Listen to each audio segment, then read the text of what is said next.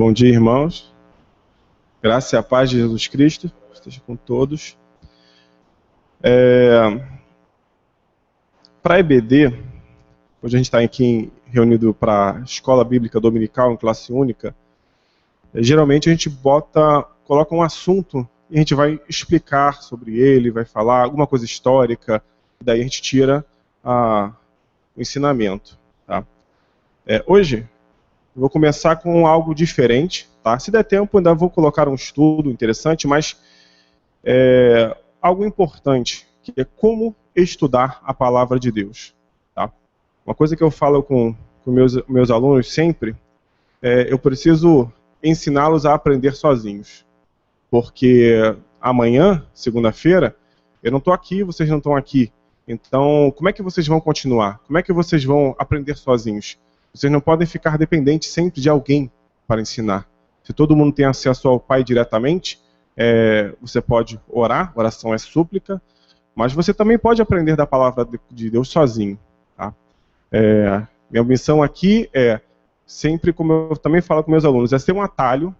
Deus prepara, manda, é um atalho. Mas você no seu dia a dia, você vai tendo a tua evolução espiritual.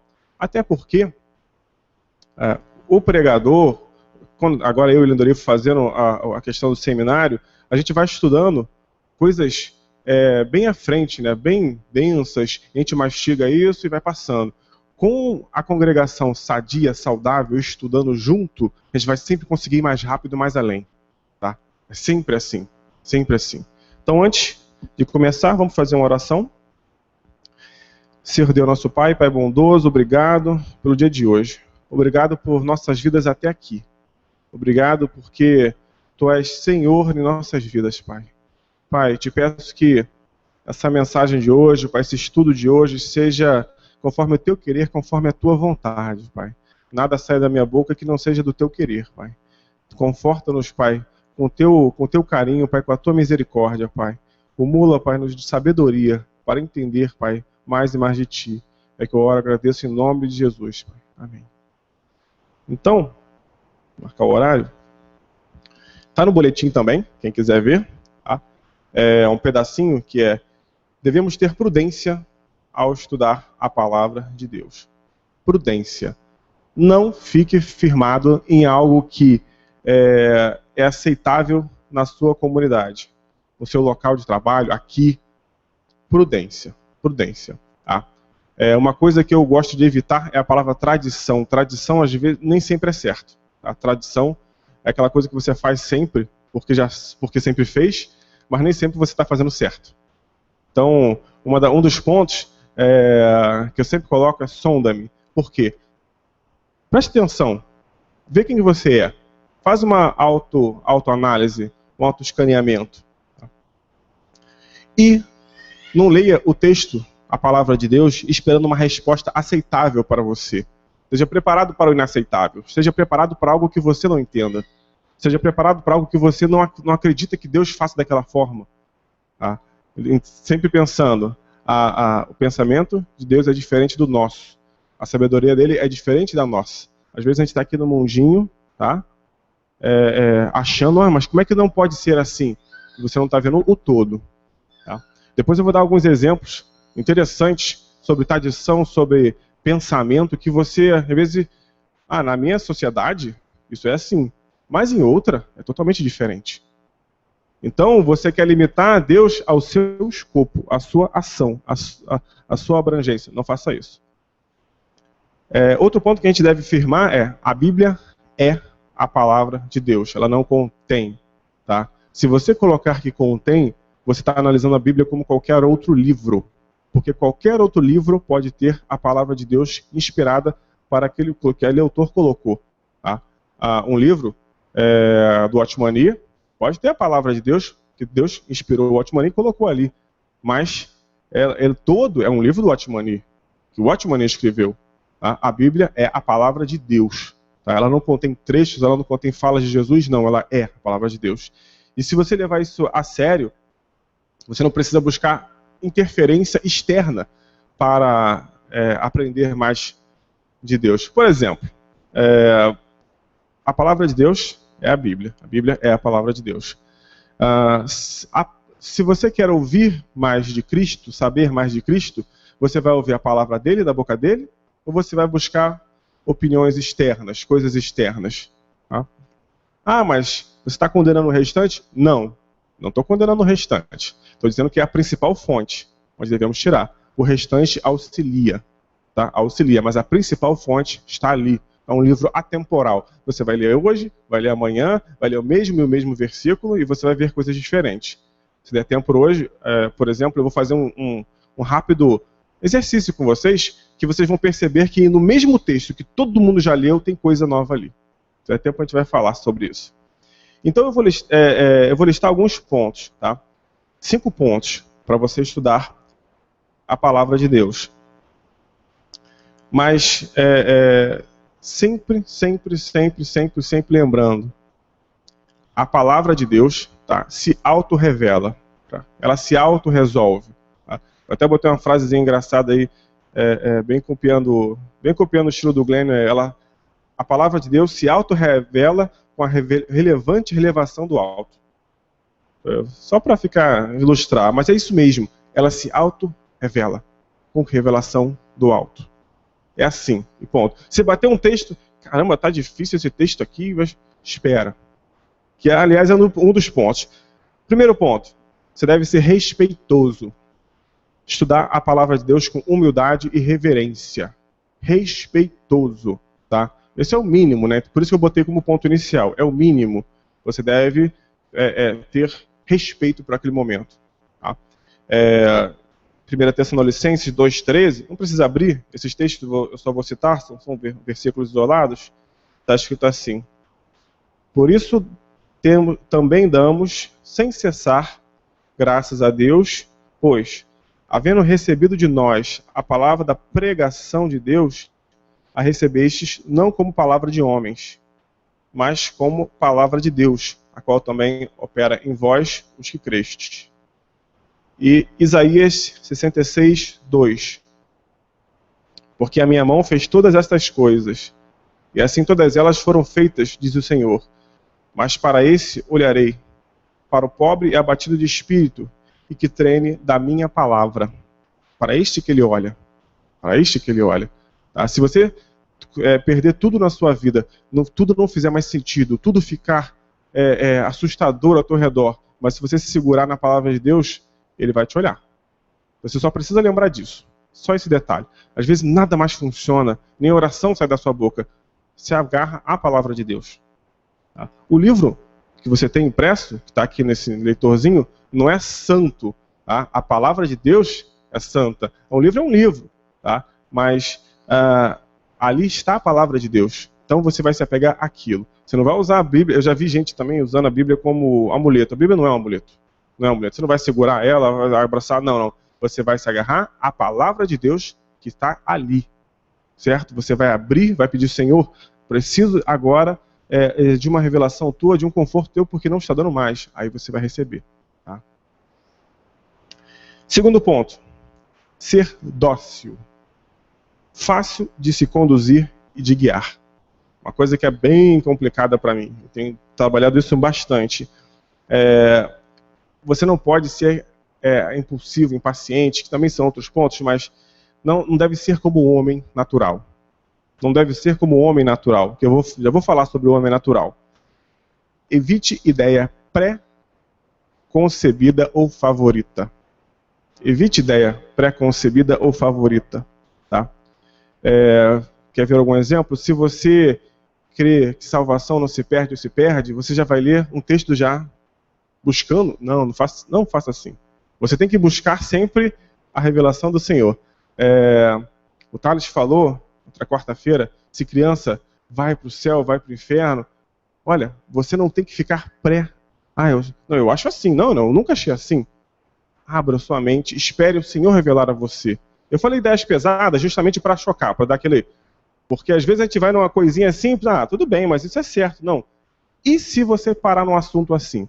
E se você se deparar, lendo a Bíblia, num assunto mais pesado, você vai tender a querer a resposta que você está acostumado, a que você já vem ouvindo ou uma resposta que é favorita para você. Tá? Isso também não pode ser feito. Você tem que ser manso, fácil de ser guiado. Tá? Aqui a gente teve vários pastores que já passaram por essa igreja, vários líderes, mas desde que eu comecei o meu estudo, tá, no seminário, eu estou revendo tudo. Não importa o que me falaram. Faça isso também. Não importa o que já te falaram. Não importa o que o Senhor vai te falar. Não importa o que o Senhor vai renovar, porque às vezes Ele te falou uma coisa lá no início que você não estava preparado para saber toda a verdade. Ele te falou só a pontinha e agora Ele vai te revelar plenamente. Tá? Também tem isso, o tempo do Senhor para você. Então, não se fixe a coisas pré-concebidas. Tá? Então eu falei ser respeitoso, ser dócil. Tá? E também o fato de ser dócil, ser fácil, manso de guiar, tem sempre uma frase que você tem que levar. Sempre leve em consideração que a aparente contradição da palavra de Deus não resiste em Cristo ou na Bíblia, mas na nossa capacidade de compreensão. Olha que interessante. A aparente contradição que você vê no texto, a Renata estava comigo ontem e perguntou, mas esse texto aqui, tá vendo? Vai contra o que eu entendo. Eu falei, não, vamos ver o que você entende. Depois, vamos ler o capítulo, vamos ler o livro, vamos ver por que ela se revela, ela se resolve. A contradição que você vê na Bíblia, que muita gente fala, olha que contradição, não. Está na sua mente que é pequena. Na minha mente que é pequena. Tá? Não está em Cristo. Cristo não tem dúvidas, Cristo não tem contradição. Nós temos que entender. Tá? Se você tem que respeitar, se você não entendesse nada de Cristo, nada da vida espiritual, você teria que respeitar somente um livro, porque é um livro que está aí muito antes de você vir a esse mundo. Entendeu? Além disso, esse livro é a palavra de Deus. Se você for para o aspecto espiritual, ele está aí ajudando pessoas, guiando grandes líderes, pregadores, ajudando grandes pessoas na palavra de Cristo há muito mais tempo do que você existe. Então, quando você vê alguma aparente contradição, espera. Não está ali, está em você. Eu falei do homem natural. Homem natural, que quem quiser anotar, é 1 Coríntios 2, tá? Eu vou ler só o 14, só para ver esse pedacinho. Mas quem quiser anotar para entender o que é o homem natural, 1 Coríntios 2. No 14 está assim, ó. Ora, o homem natural não compreende as coisas do Espírito de Deus, porque lhe parecem loucura. E não pode entendê-las, porque elas se discernem espiritualmente. O homem natural é um homem no mundo. É o que está aí. Tá? E a palavra de Deus vai ser sempre loucura para ele. Por mais que ele seja um teólogo, por mais que ele seja um estudioso, se ele não tiver a revelação espiritual vinda de Deus através de Jesus Cristo, não tem como entender. Ele vai fazer ciência, vai fazer realmente uma teologia, vai fazer uma teologia, mas não vai entender. Tá? Isso acontece. Terceiro ponto. Tá? Ser amante da verdade. Coração desejoso de conhecer a verdade. Lá em Salmos 25:14 fala assim: o segredo do Senhor é com aqueles que o temem, e Ele lhes mostrará a sua aliança. Você tem que querer saber a verdade acima da sua compreensão, acima do seu entendimento, acima do seu costume, tá? Acima do que você acha certo ou errado. Tem que querer saber a verdade, porque a verdade vos será revelada através de Jesus Cristo, está na palavra. Tá? Então você tem que querer saber a verdade. Fala, Senhor, eu quero saber 100% esse texto aqui. Eu quero saber o que o Senhor está querendo dizer. Eu estou tão enrolado aqui com esse texto, ou que eu não consigo compreender, ou uma situação na minha vida, eu não consigo entender. Por quê? Você tem que buscar a verdade. Quarto ponto, também difícil para mim, ser paciente. Paciente no estudo. Qual é a vantagem de ser impaciente? Inconstante, mutável. Uma hora tá tudo certo, vai assim, outra hora, não, mudei tudo aqui. Outra hora, outra hora não sei o quê. Poxa, que vantagem tem o inconstante? Toda hora. Uma hora eu tenho um namorado, outra hora não tem. Outra hora eu tô com essa pessoa, outra hora não tô. Outra hora eu tô nesse trabalho, não, agora eu não tô mais. Agora, a pessoa já conhece, todo mundo deve conhecer alguém assim, agitado, inconstante, impaciente, tá? Que toda hora faz o quê? Tá apontando a bússola dele, parece que passaram um imã. está girando que nem uma coisa, sabe? Não consegue apontar para o norte, que é Cristo. Ela está girando ali que nem uma coisa. Calma, não adianta, não adianta, seja paciente, tá? Seja constante. Como é que você é constante? A constância da vida vem pelo ler, ouvir a palavra de Deus. Tá? É assim, a constância da vida é essa. Senão você vai ficar sempre com aqueles altos e baixos. Alto, baixo, alto, baixo, alto, baixo. Aí vem chorando na reunião de intercessão, aí depois fica bem, nossa, agora eu estou bem. Aí depois volta de novo. Seja uma constância. Tá? Os problemas virão e sairão. Eles vêm e vão. Tá? A Cristo continua, a sua vida continua. Então, não seja impaciente, não seja inconstante. Tá? E quinto, tem que ser prudente. Prudente, tá? Aí, esse ponto eu já pego mais para as pessoas que já estão estudando, já estão avançando, tá? Só que vai chegar um momento que você vai ter coisas mais difíceis. Tá? Você vai começar a estudar, você vai para, opa, calma aí. O que é isso? Seja prudente. Comece pelo simples e avance para o difícil. Receita básica, né? Receita básica. Se você pegar, por exemplo, muita gente me pergunta, qual é a diferença de Deus Pai, Deus Filho e Deus Espírito Santo? Calma, mas entende o que é a obra de Jesus Cristo primeiro, entende como cada um veio, como cada um se manifesta, depois você vai saber a diferença. Já que é lá. Rafael, o que é a chave do reino do céu? Só quer o ponto, sabe? Só quer coisa interessante, engraçada. Ou então, origem de demônio, origem disso. Calma. Comece pelo simples, depois você avança. Tem coisa que é mais interessante, é mais curiosa aos olhos dos homens, sim. Mas você tem que saber começar pelo básico e ir avançando. Tem textos que contêm coisas básicas e depois avança. Você tem que ser prudente, tá? Principalmente no texto com parábola. Principalmente. A imaginação do homem voa quando tem parábola. Eu já vi de uma parábola a gente tirar teologia. 20 pessoas diferentes e as 20 falavam que não, a palavra é sobre isso. Tá? Mas lá em Mateus 4,34 está assim, ó. E sem parábolas nunca lhes falava. Porém, tudo declarava em particular aos seus discípulos. Tá? Jesus vai revelar a parábola a você diretamente. Não fique ouvindo essas imaginações de pessoas que tiram de parábolas coisas que não interessam. Em Lucas 24, 25, está assim.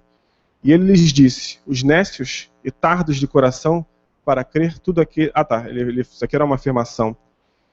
Ó nécios e tardos de coração para crer tudo o que os profetas disseram. Lá em Lucas. Às vezes você tem que parar, ver a parte fácil. Esse Lucas 24 vai concatenar tudo que eu falei. Se você não seguir uma receitinha, você não vai conseguir entender. Se você não conseguir discernir nada espiritualmente, você não vai conseguir entender. Se você não buscar a revelação do Senhor, você não vai conseguir entender. Você vai ser como o nécio. Esse versículo, deixo para vocês anotarem também, o 24. Tá? Eu coloquei só o 25 aqui, não fez o sentido que eu queria. Mas anotem, Lucas 24. Bem interessante. Ok, esses são os 5 pontos. Principal. Vamos ver se eu vou conseguir fechar e fazer um pouco do estudo ainda hoje. Não se apegue à tradição, que eu já falei. Tá? Porque nem sempre... Tradição, quer ver um exemplo? Tradição? Tourada. Tourada é uma tradição. Né? Como é que é o nome? Tem outro nome para isso. Não é rodeio, não. Aqui no Brasil tem rodeio também, né? Mas tem outro nome. Tourada. É tradição. Tá certo? Não sei. Não vou julgar. Mas é uma tradição. Comer carne de vaca é uma tradição. Tá certo? Aqui pra gente tá, né? Para outras pessoas não estão. Comer carne de cachorro. Tá certo? Na China é normal. Vende no mercado. Ou seja, tá na sua concepção. Às vezes uma coisa é certa ou errada, mas às vezes uma coisa é diferente. Não se apegue à tradição. Busca a verdade, busca a orientação do Senhor, porque tradição é uma coisa que muda de cultura, muda de local. Tá? E se você ficar sempre apegado à tradição, você vai sempre fazer mais do mesmo, mais do mesmo, mais do mesmo, mais do mesmo, não vai saber se está fazendo certo ou errado. Tá? Compartilhe, essa aqui é muito importante, compartilhe seus estudos e ideias e pensamentos com outros irmãos. Compartilhe, fale da boca, fala. Tá? Às vezes a gente acha algo que não existe. Às vezes a gente fica com um pensamento confuso, porque não procuramos ajuda. Eu conheço pessoas que nunca falaram das suas opiniões. Tá? Sentaram em bancos de igreja a vida toda. A vida toda. Nunca falaram. Nunca falaram, nunca discutiram. Uma vez eu fui ouvir uma dessas pessoas e a pessoa me falou uma grande bobagem. Eu falei, mas fui paciente e esperei. De onde você veio? De onde você entendeu isso? Onde você compreendeu isso? Como Deus revelou isso para ti? Como você viu isso na palavra? Não sei. Mas eu sempre achei assim. Tá vendo? Às vezes, a tua mente, ela trabalha de tal forma que ela consegue distorcer até a palavra de Deus. Porque você está no seu achismo, está no seu mundinho, está ali. Tá? Quando você fala para alguém, você dá a chance de ser corrigido, tá? De ser criticado, ou de até a pessoa concordar com o que você está pensando. Se você fica só no seu mundinho, às vezes você está pensando que não existe, coisa que não é. É isso que você quer para ti? Um cristianismo vazio, baseado em achismo? Eu não quero para mim. Tá? Compartilhe, fale. Quando você fala e compartilha, você está externando. É um exercício da palavra de Deus. Como eu sempre falei, classe de matemática, ensino médio, superior, se você não exercita, se você fica olhando o quadro, entendi. Você entendeu agora. Você está vendo ali. Você vai fazer em casa, você viu ali 2 mais 2. Beleza. Aí quando vem no exercício, vem com fração, vem com parênteses, colchetes, você, opa, calma aí, mudou? Você tem que exercitar. Você tem que exercitar tudo que você aprende, que uma hora vem tudo de uma vez só, para você resolver. Quando você discute, fala a palavra de Deus com outro irmão, com alguém, com seu marido, com a sua esposa em casa, com seu amigo, fala. Isso vai engrandecendo. Senão, você vai ficar aqui, teologia da cabeça. Sai dessa. Um exemplo claro, sou eu e o Lindorifo. A gente chega e fala, né? Fala. E às vezes eu falo, acho que uma coisa eu tô certíssimo. Ele fala, não. Eu falei, como assim não? Como assim? Eu fiquei 1 hora estudando isso, não. É diferente aqui. Ou então às vezes ele fala algo que complementa.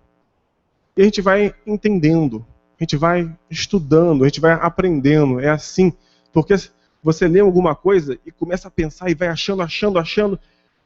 Aí tá tudo pronto na tua cabeça, aquela grande teologia. Se você não compartilhou com o teu irmão, você não deu a chance do Cristo que vive nele avaliar o que você está falando, avaliar o que você estudou. Aí você fala e continua, Não tenha vergonha de estar errado. No início você vai errar bastante, mas depois você vai acertar, depois você vai até ajudar aquele irmão. Tá? Não tenha vergonha. Esses eram os pontos que eu queria colocar sobre estudar a palavra de Deus. Coloquei 5 pontos. Tá? Tem no boletim, eles estão... No boletim, eu não expliquei cada um, mas tá lá os 5 pontos. Tá? Você leva para casa, guarda sempre. Tá? E sempre à luz das coisas espirituais. Tá? Estudar a palavra de Deus. Eu falei que a gente vai fazer um exercício, temos algum tempinho. Vamos ler um texto que todo mundo já conhece. João 3. Todo mundo já ouviu falar, todo mundo já conhece. Vamos tentar ver o que o contexto nos diz. Tá? Eu puxei algo também de livros históricos, para a gente poder tentar entender essa passagenzinha. Nicodemos. João 3.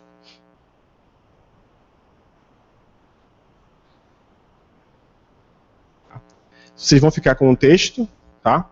Eu só vou fazer os comentários. Eu vou praticamente até a parte, se der tempo, só até a parte onde Jesus fala necessário vos nascer de novo. Eu vou até o 5, 6, por aí, tá? Primeiro, veio vários livros de estudo sobre essa passagem, fala assim, o homem que veio à noite. Tá? Esse é o título. Nicodemos. Vamos ver alguns pontos sobre Nicodemos. Ele devia ser rico.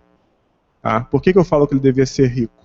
Quando Jesus morreu, tá, ele levou quase 45 quilos de especiarias.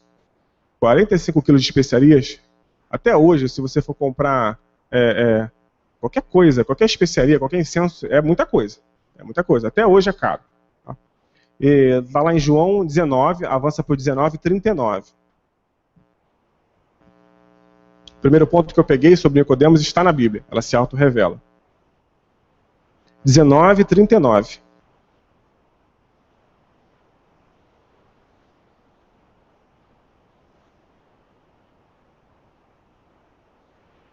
Tá assim. E foi também Nicodemos, aquele que anteriormente se dirigia de noite a Jesus, levando quase 100 arretéis de um composto de mirra e aloés. Ou seja, especiarias, 100 arretéis, mais ou menos 100 pounds, mais ou menos 45 quilos. Tá? Ou seja, ele tinha que ser abastado para comprar isso tudo, para levar. Mas tem mais. Aí eu puxei da parte histórica, também da Bíblia. Ele era fariseu, né? Tá claro isso. Só que, quem eram os fariseus? A gente só tem lembrança ruim de fariseu, né? E realmente não é um povinho muito agradável, mas na época eles eram os melhores dos melhores, nata da sociedade, em questão de dinheiro. Nata da sociedade. Tá? Fariseu não é uma raça, não. Tá? É uma raça. Fariseu, eles nunca foram mais do que 6.000. Era uma irmandade. Tá? Irmandade entre os judeus. Uma irmandade. Ou seja, se você lembrar de uma famosa irmandade que existe hoje em dia, é mais ou menos o que os fariseus eram. Tá? Não vou citar nome para o vídeo é transmitido. Lembra de uma famosa irmandade que tem aí? Era mais ou menos os fariseus. Número controlado, nata da sociedade, controlavam os negócios, faziam acordos entre si. Tá? Mas vai além. Como é que eles entram? Como é que um fariseu, um judeu entrava na irmandade? Eles tinham que fazer uma promessa na frente de 3 testemunhas. Sempre tem alusão à crucificação, sempre tem alusão a tudo. 3 testemunhas dizendo que iam dedicar toda a sua vida observando a lei dos escribas. Era assim que eles entravam. Tá? Era um grupinho fechado, o que o fariseu tinha que dedicar, estudar a lei dos escribas. E os judeus, eles seguiam os 5 primeiros livros do Antigo Testamento, certo? Como sendo a perfeita lei. Só que eles quiseram aprofundar, porque não está tudo escrito ali. Está escrito muita coisa, mas não tem as coisas modernas e tal. Eles quiseram aprimorar isso. Tá? Aprimorar isso. Então, anos e anos e anos e anos foram gastos para escrever o Mishnah, essa é a certa pronúncia, e depois o Talmud. O Talmud é a versão comentada. É como se fosse a lei deles comentada. Tá? O fariseu levava a vida toda estudando isso e mantendo isso. Tá? Os escribas fizeram, os fariseus mantiveram. Tá? Eles fazem. Só que, só um parênteses, essa lei ficou tão exagerada, eles focaram tanto na palavra, no texto, na letra, que ficou algo muito exagerado. Não sei se vocês conhecem essas leis, mas no sabá, você não pode dar nem nó numa corda, não pode fazer nada. Tá? Pode fazer nada, nem dar nó numa corda. Só que aí você dá margem para muitas outras coisas. Aí uma mulher de cinta, ela não pode dar nó na cinta para sair de casa? Pode. Então quer dizer que se você amarrar a corda na cinta e a cinta no balde, você pode erguer o balde? Pode. Isso legalmente, eu pesquisei. Tá? Parece engraçado, mas se você amarrar a corda na cinta e a cinta no balde, você pode erguer o balde. É umas coisas que... Por que dá margem a essas bobeiras? Porque ficaram assim, ó. Assim. Vai na letra, texto, letra, texto. Obviamente na versão daqui a pouco já vai corrigir isso. Tá? Tem outras coisas. Por exemplo, ele não pode sair... tantos quilômetros da sua casa, mas se tiver passar uma corda na rua, também é considerado casa. Se tiver refeição suficiente na casa de um amigo para passar todo o período, ele também é considerado casa, então ele pode ser 100 quilômetros além da casa do amigo. Ou seja, é tanta letra, tá? Para você ser um judeu ortodoxo, hoje são mais de 600 leis que você tem que ter na cabeça, decorado. Tá? E o que Cristo exige da gente? Nada. O que Cristo quer da gente, segundo a palavra de Deus, que a gente aprende? Nada. Tá? Então, o fardo sobre aquele homem, sobre Nicodemos, era pesado. Era muito pesado, muito grande. Tá? Era um homem dedicado àquilo. E quando vem Jesus do nada, sentado num burrinho, ficando com os pobres, falando e fazendo milagre que ninguém conseguia fazer, ele ficou doido. Ele ficou, como é isso? Eu achava que era assim, e você vem assim? Bom, só para entender a posição dele, tá? Os escribas, como eu falei, escreveram as leis, tá? E os fariseus dedicavam a vida para manter. Só que o fariseu, como eu falei, é a nata da sociedade. Eles eram fanáticos, mas não burros. Eles eram muito, muito, muito inteligentes. Muito, muito, muito cultos, tá? E mesmo assim, Nicodemos, tá? Ele era, está escrito na Bíblia também, mestre entre os fariseus. Depois de pesquisar, tinham 70 que eram selecionados dessa nata da nata da nata da nata da nata. Nicodemos estava lá, tá? Entre os 70, tá? Suprema Corte dos Judeus, que tinha autoridade religiosa, tá? Mesmo com os romanos no domínio, mesmo com os romanos dominando tudo, eles tinham autoridade religiosa sobre todo judeu no mundo. No mundo. Tá? E o que Nicodemos era responsável, junto com os outros 70, por examinar suspeitas de falsos profetas. Olha que interessante. Nicodemos era responsável por isso, tá? Por examinar falsos profetas. Quando ele viu Jesus, o que ele falou? Vou lá ver. E além do mais, eu não vou entrar em detalhes sobre isso, porque entra muito na parte histórica, ele era mais nobre das linhagens. Tá? Ele era reconhecido até pelos romanos. Tá? Tanto que na invasão, aí é mais parte histórica, na invasão de Roma, a linhagem de Nicodemos, provavelmente um avô, foi quem negociou a permanência, tá, dos judeus. Então, ou seja, era a linhagem da linhagem da linhagem, a nata da nata da nata, segundo os olhos do mundo. Tá? E esse homenzão, esse superpoderoso, veio pela noite. Tá? Pela noite, aí tem a ideia preconcebida. O que todo mundo pensa logo de cara? Escondido, né? Sim, pode significar isso também, tá? Pode significar para não saberem que está se dirigindo a Jesus. Mas tem outro ponto. Tem outro ponto. Tá? Que você tem que, aí é o que eu falo. Comece a observar. Os rabis declaravam e declaram até hoje que o melhor horário para estudar as leis deles, era à noite. Quando podiam fazer isso sem serem perturbados. Tá? Durante o dia, Jesus era cercado de multidão, de pessoas o tempo todo. Tá? Pode ser que Nicodemos queria um tempo privado e sem perturbação para falar com Jesus. Tá?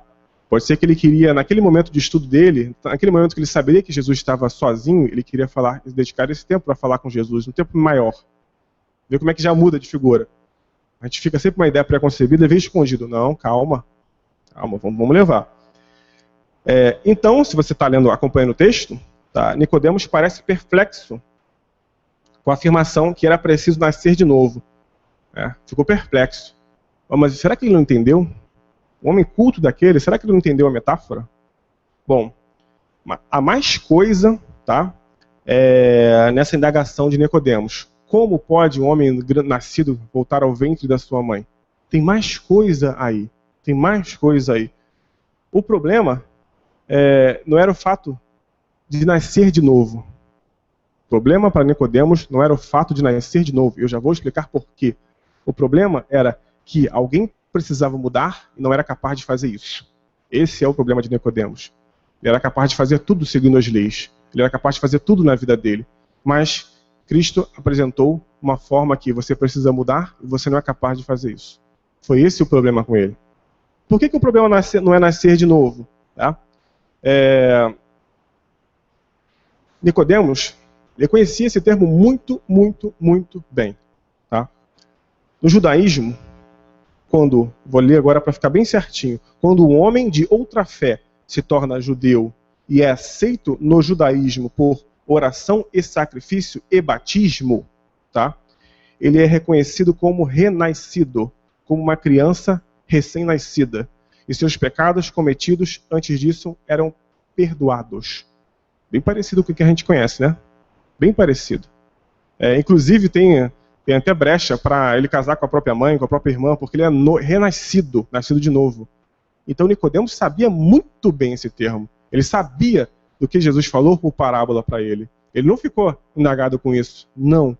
O que Nicodemos bateu na tecla é: Jesus exigia um caminho dele que ele mesmo não conseguiria traçar sozinho. Esse foi o ponto. E se Nicodemos sabia disso muito bem, como é que ele indagou sobre Cristo, o que é nascer de novo? A gente sabe muito bem que precisamos nascer de novo em Cristo. A gente precisa mudar? Sim, mas é Ele que faz essa obra. Lá em Mateus 18:3, se vocês puderem abrir, Mateus 18:3.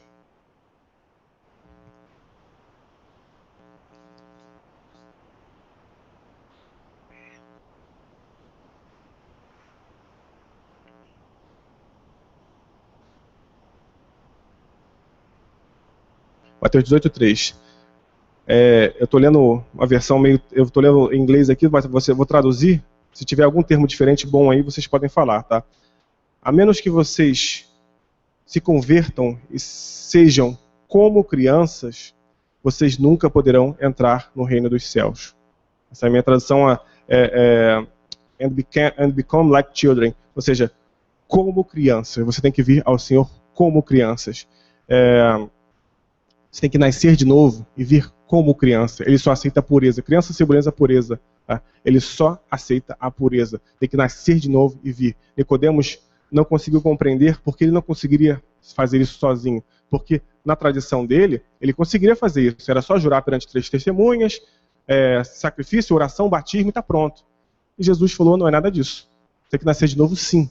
Mas você precisa nascer da água, da água e do Espírito. Dá para avançar até esse pedacinho. Da água e do Espírito. Tá? Então, o que Nicodemos foi fazer? Nicodemos foi como qualquer um de nós. Ele foi com raiva, ele foi com dúvida, ele foi querer derrubar Jesus. Ele foi falar, não é possível que é assim. Ele foi como todo ser humano. Tá? Não existe um ser humano que chegue, ímpio. Chega, Senhor, eu quero saber mais de ti, pronto. Não é assim. Não é assim, porque a sua natureza não aceita ele. Sua natureza não foi treinada para aceitar a Deus, a Jesus. Não foi. Não é assim. Não pensa que Nicodemos chegou lá todo bonzinho, não. Ele foi com raiva, foi com indignação, foi com culpa, tá? E Jesus apresentou para ele o caminho. E ele ficou raivoso, ele ficou chateado porque ele não conseguia fazer esse caminho sozinho. Jesus foi e falou, eu sou o caminho, a verdade e a vida. Ninguém vem ao Pai, senão por mim. Ou seja, ele é o caminho ao Pai. Esse caminho, a gente já sabe, foi aberto na crucificação, onde com o sangue dele, ele lavou os seus pecados ontem, hoje e sempre, tá? E te limpou, te lavou e ressuscitou, e você ressurgiu com ele como criança para entrar no reino dos céus. Tá? Eu não vou conseguir explicar o reino dos céus completamente hoje, tá? Mas a gente vai, com certeza, sem ser esse domingo que vem ou outro, eu vou explicar. Aí a gente tem água e do Espírito. Tá? Dá tempo ainda de falar. Água simboliza limpeza, pureza. Jesus Cristo nos limpa e purifica. Ele é fonte de água viva. Fonte de água viva é o Senhor, né? Que até como diz a música, e a água é o Consolador. Só que ele teve que te lavar com o próprio sangue. Ele purifica, mas ele teve que dar a vida, te lavar com o próprio sangue. Tá? E o Espírito significa poder. Agora tudo posso, pois Cristo vive em mim. Coisas que antes eu não teria força para fazer, agora tenho. Isso é permanente. Ou seja, é força. O Espírito revela a força. Tá? Só para fechar aqui, tem uma música que... Eu esqueci. A Igreja Gloriosa, o nome. É o Filho de Deus vivo, vencedor poderoso, o grande Senhor. As portas do inferno não prevalecerão contra a Igreja de Jesus, a qual recebeu dele as chaves do reino dos céus, para avançar na força do Espírito.